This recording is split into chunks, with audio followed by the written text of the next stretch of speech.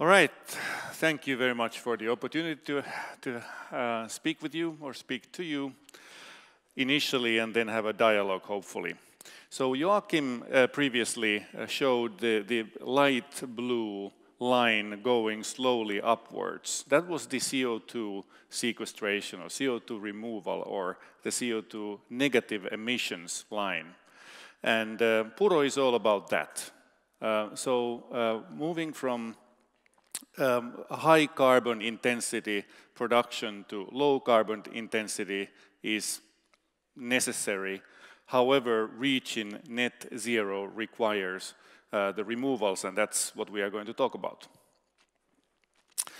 So our mission is to reverse the climate change by accelerating the CO2 removal from circulation. And we do that by making the various methods of removal comparable with each other. We make them verified so that we can trust that it has really happened, and tradable. We turn that into a digital tradable asset. As said, from the perspective of the climate, the number one priority is to reduce emissions, to reach this low carbon economy. There's a lot of activity there, there's lots of regulation, lots of good things going on, such as the EU emission trading system, which is going to expand in the future. But what we focus on, the only thing that we focus on, is removals. So, each one of us, be it an individual, a corporation, a city, a country, or continent, whatever it is, can reduce our emissions. And we should do that. It's our obligation to do that. So the question is, how could we outsource our emission reductions to somebody else? Now, this is the way carbon markets have functioned so far. We have outsourced the emission reductions to somebody who are supposedly not responsible for doing it for themselves. Now, this story is sort of running out, and we need to start figuring out how to remove it. And the carbon removal operations are rare, and they do need stimulation. And that's where we come in. Our approach is based on materials and products that embody more carbon dioxide than their production emits. So the upward arrow over there is the emissions from the production. And in some cases, the amount of embodied carbon or sequestered carbon in the product is more than the emissions. So therefore, there's this net negative part that can be sort of decoupled from the product itself and turned into the digital tradable asset we call the cork, CO2 removal certificate, cork. Now, the physical product can then be sold as carbon neutral. It cannot be sold as a carbon sink anymore because that would be double sales. So our sort of suppliers of negative emissions need to consider whether they can, benefit more from selling it separately or in combination with their product.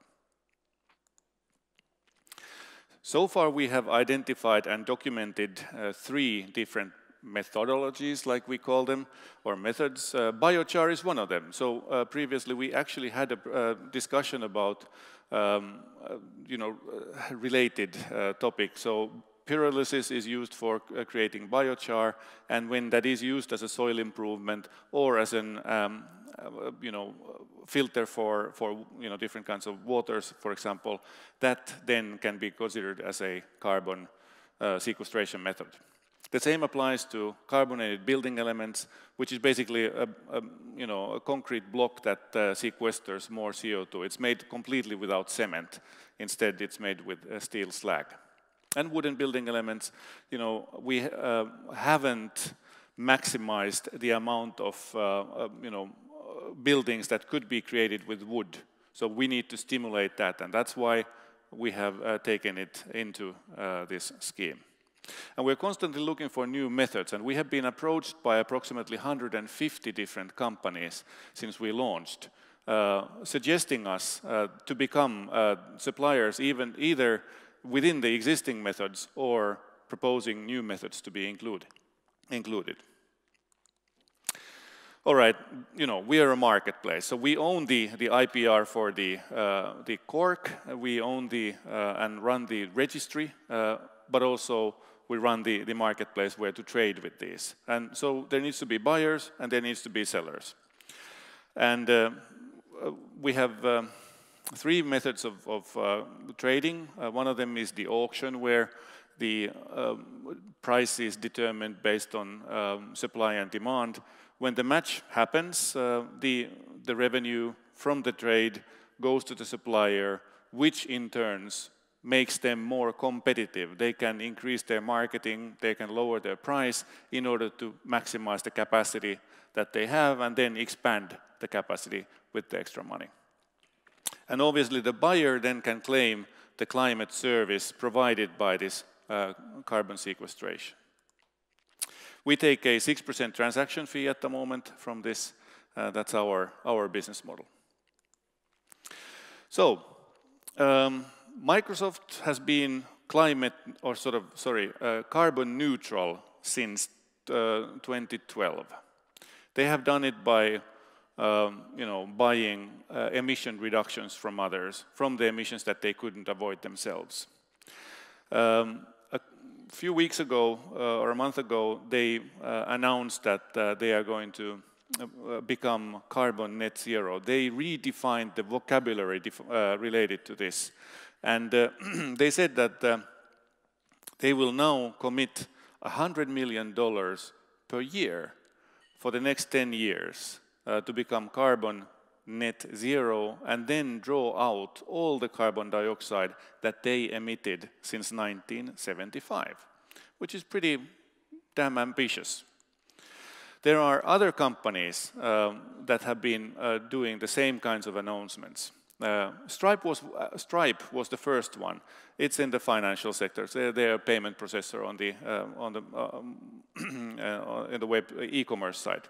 Shopify, Sky, British Petroleum, Detta, Swiss Re is big player on this. Repsol, AstraZeneca, Drax, Nestle, Patagonia. Huge companies and bigger ones coming along. These are what we call climate mature companies.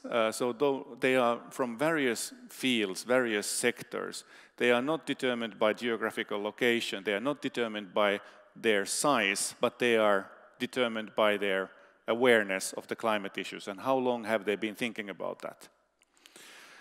And so my guess is that your customers will start asking about your company's response to this same topic pretty soon. So it's good to think about, first reducing the emissions as much as possible and then figuring out how to reach the carbon net zero. Can you bundle it to become, first sell one product as carbon neutral product and then expand that to cover that the whole company. So there's a lot of talk about having to give up on many things due to climate change, and that's probably true in some cases, but very seldom do we speak about the fact that it provides new opportunities. This is what we are now talking about here in this room. It's all about this new type of economic activity. And many of them are quite established, like the wind energy and solar energy. But this is the sort of new activity that is sort of slowly now emerging. So obviously investing in companies that produce negative emissions, that run these carbon net negative businesses, can be a good opportunity for you and your companies.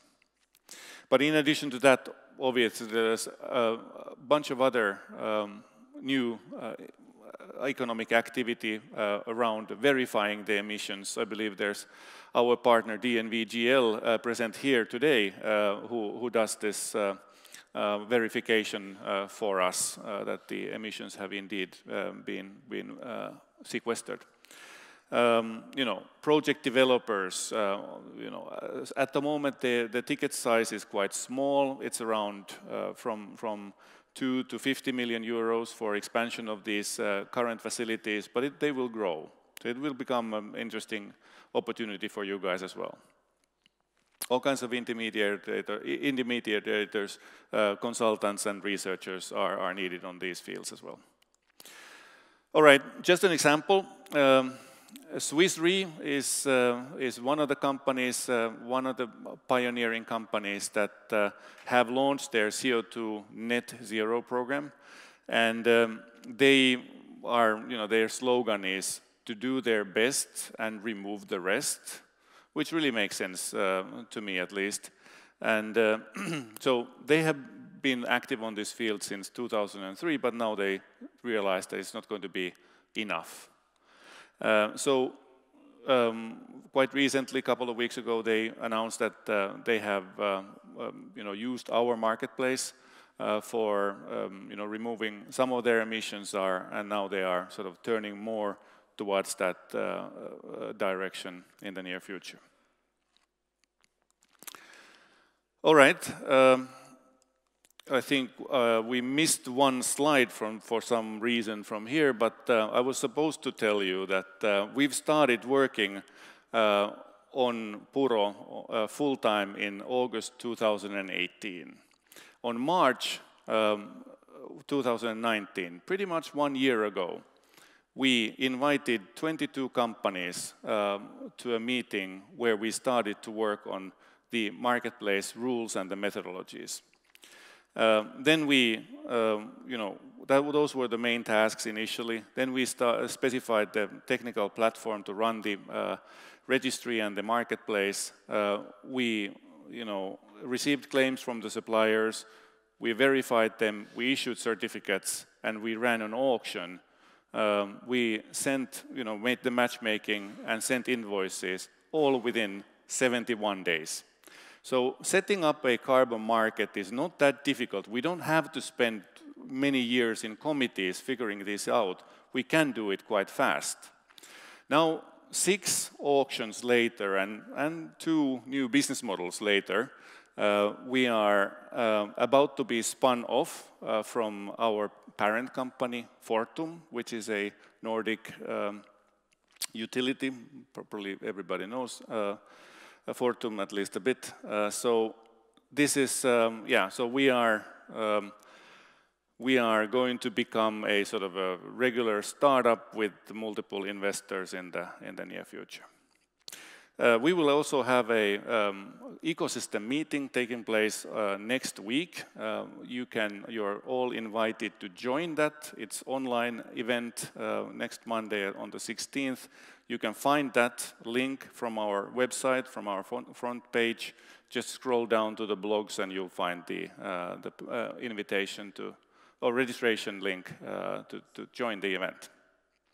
If you have any more questions, then feel free to reach out to me at Antti@Puro.earth. Thank you very much. Thank you. Please join me here. Thank you. So questions from the app here. What will the market look like in the coming years? What is your prognosis? It will be interesting to see. At the moment, the first guys that came to the market, wanted to open it like Stripe. They have issued a sort of a request for proposals for buying net negative emissions from individual projects, and I don't think that that's a very efficient way of doing it. We believe that it would be better to have a standardized solution. If everybody starts to figure out what constitutes a negative emission, it becomes really difficult. So what we are striving for is to establish a standard or minimum requirements for negative emissions, and then work on those. This is obviously one function that you will have on the market. What other effects do you think your business model and your company will have on the market? I think we really aim to change the nature of discussion from, you know, this slightly fishy, you know, CDM, clean development mechanism based carbon credits to something that is verified and trustworthy. And so we would avoid these nasty discussions. For example, in Sweden, there has been during the past autumn where, you know, it has been sort of doubted whether they make a difference. And that's, of course, detrimental to the process. Exactly. Who are your owners? Owners, yeah. So Fortum is the.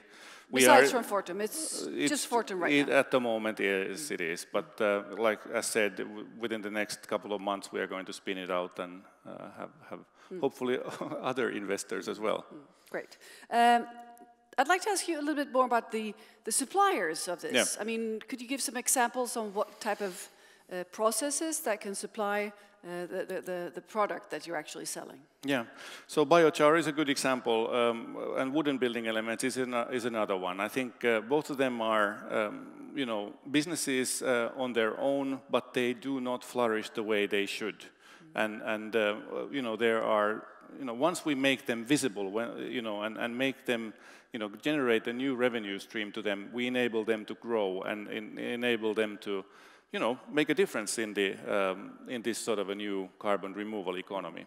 And so far, is it more Scandinavian companies that are in this portfolio of yours, or what can you say about this? At the moment, it is indeed Scandinavian, but as we speak, we have the verification process ongoing in Austria, Germany, Sweden, Australia, New Zealand, and North America, so in the US.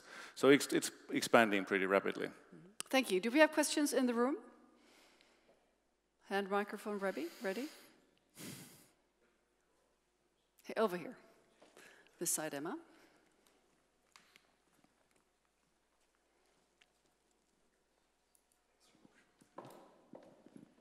Yeah, thanks. I was just curious about the standard that you talk about with the new methods. What's the duration of the net carbon that needs to occur when you consider new approaches, new methods? Good question. Good question. We've set the bar to 50 years. So 50? Yes, 50. 50 years is sufficient to take the carbon away for a duration that is, you know, long enough for the human emissions to reach a downward slope. If it was 10 or 20 years, then we'd be sort of, you know, potentially releasing it right when the situation is at its worst. So hopefully, you know, by that time, by, you know, 50 years or 60 years, we will be going well towards the downward slope. Any more questions? Well, we know we need to halve, as you said, in every 10 years, and that means if we do the exponential drop, we need to minimize roughly by 7% every year. Yeah. Correct? Yeah, that's a pretty steep drop. Indeed. All right. Well, thank you very much, Antti, and best of luck with your fantastic work. Thank you.